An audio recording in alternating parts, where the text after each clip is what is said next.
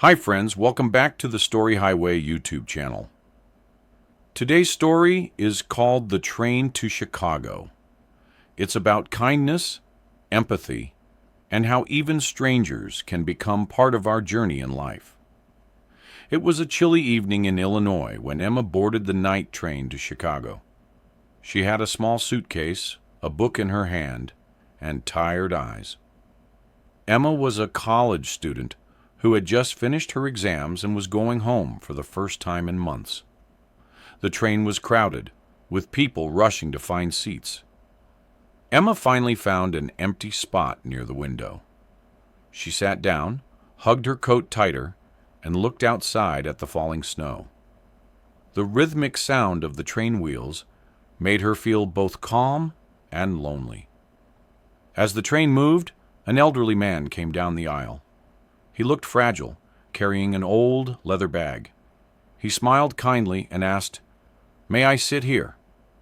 Emma nodded. He sat down slowly and introduced himself as Mr. Thomas. They began to talk, and soon Emma found herself sharing how nervous she was about her future. She worried about her grades, her job search, and whether she was making her parents proud. Mr. Thomas listened patiently, nodding, his eyes full of understanding. After a moment, he said, "When I was your age, I worried about the same things. But life is not about being perfect. It's about trying, learning, and helping others along the way.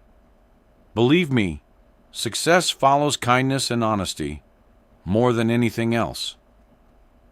Emma felt a strange comfort. His words sounded like advice from her own grandfather, who had passed away years ago. The train stopped at a small station. Emma noticed Mr. Thomas searching his pockets nervously. "Oh dear," he whispered, "I must have dropped my wallet." He looked worried. He needed money for the next part of his trip. Without thinking twice, Emma pulled out some of her own cash and offered it to him. "Please take it," she said softly.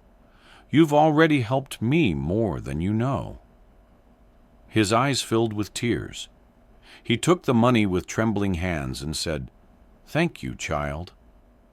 Sometimes we think we're helping others, but in truth, they are the ones saving us. When the train finally reached Chicago, Emma looked around to say goodbye. But Mr. Thomas was gone. She never saw him again. Yet, in her heart, she carried his words forever.